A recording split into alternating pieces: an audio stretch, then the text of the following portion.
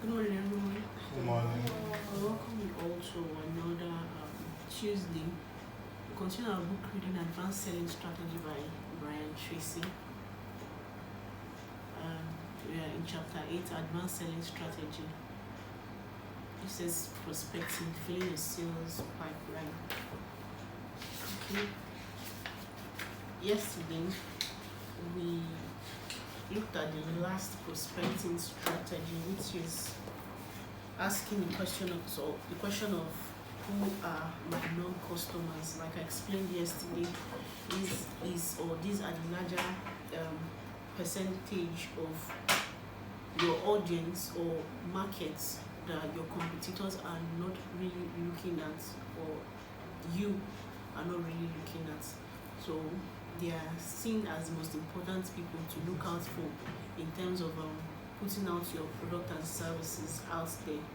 Like I said yesterday, I defined this audience as people who do not know that they have a problem to solve, or they have any issue and they don't even know about they don't even know that this problem exists, and they don't know that a product or service exists that could solve these problems. So these are the set of people or the set of markets or audience you should educate about your products and services and what it can do for them. Then went further to look at customers and time, where we looked at the types of customer with regards to time that will make them, make a buying decision. We looked at the short-term customers and we looked at the mid-term customers, which is where we stopped yesterday. And I briefly gave an example of who the short-term customers are and who the mid-term customers are. So continue from there, still talking about the second type of customers, which are the mid-term customers, like your small companies, small industries and organizations that need, time to buy. They need an authority to sign something. They need to wait for a certain kind of allocation of funds or budgeting and the rest of it. So continue from there on page 270. So you usually have to make several calls on this type of customers, that is the mid-term customers. There will be delays in getting approvals or in arranging payments. There will be competitions. You will have to work harder for this kind of sales. It will take longer to bring it to fruition. But because of its size, it is worth the effort. It is a good investment of your time. The third type of sale is the long-term sale. These are large potential sales and they are usually made to big companies or organizations. They can represent enormous dollar value or sales value. They are the kind of sales that every salesperson and every company hopes and plans for. These are the size of sales that can represent a substantial portion of the company's business for an entire year. The challenge with this large type of prospect is that the sale takes a long time to make. It is unusual to spend 2 or 3 years working with a huge organization, but the big sales finally comes through. These companies or organizations usually determine their expenditures for the coming year in the annual budget. If you approach the company after the budget has been submitted, you may have to wait a full year before your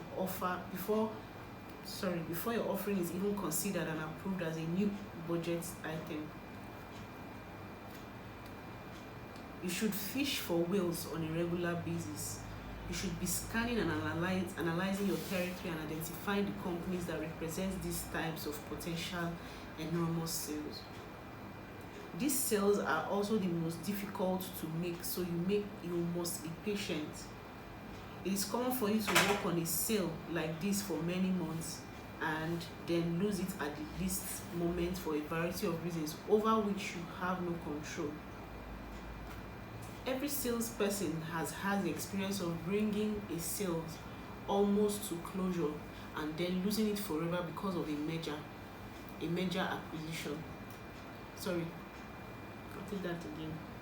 Every salesperson has had the experience of bringing a sale almost to closure and then losing it forever because of a merger, acquisition, new strategic plan, unexpected business conditions, new decision makers, an aggressive competitor with a superior offer, a personality clash, misunderstanding, or something like the Gulf War that completely disrupts the buying process.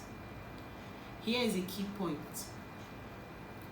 On one hand, you must work on these large sales whenever you can.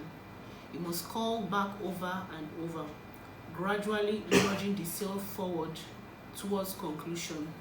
But you must never hang all your hopes on this one big sales coming through at the last minute.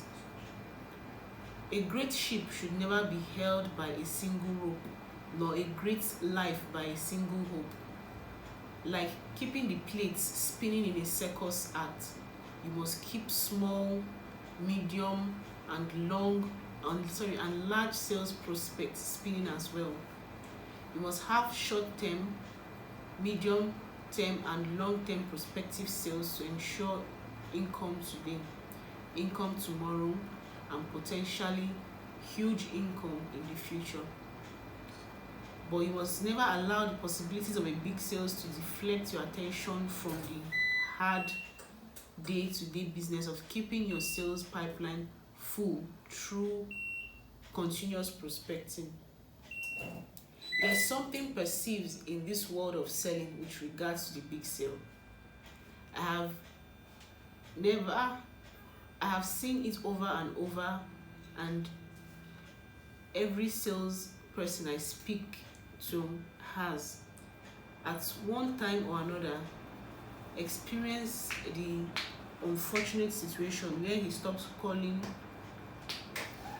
on new prospects and hung all his hopes and dreams on one big sales throughout the last minute. And the sad fact is that it never does. Whenever you bet everything on one sales or the dice on one big prospect, you will invariably be disappointed. But when you have lots of prospective sales in your pipeline, you will not only generate a steady stream of income, but the big sales will eventually come through for you. Okay, so this is where we'll stop for reading this morning.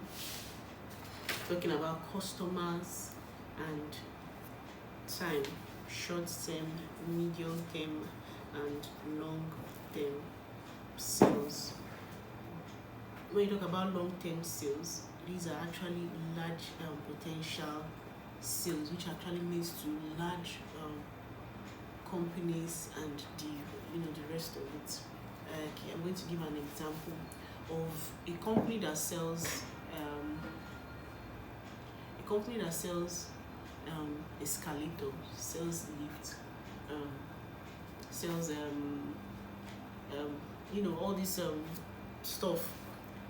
They will try to market their product to people who are building big supermarkets, building big houses, skyscrapers, and the rest of it.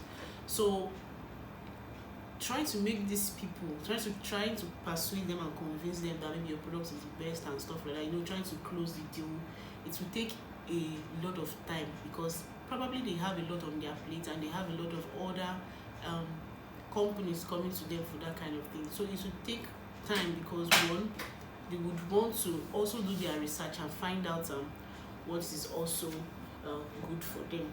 But here it's still telling us that even when you feel like it's taking time and there's a lot of it's taking a whole lot of work and stuff like that, that there's a large sale in that thing. You just have to keep the ball spinning. You just have to keep calling them, trying to remind them, trying to persuade them, trying to make them understand and know why your product is the best.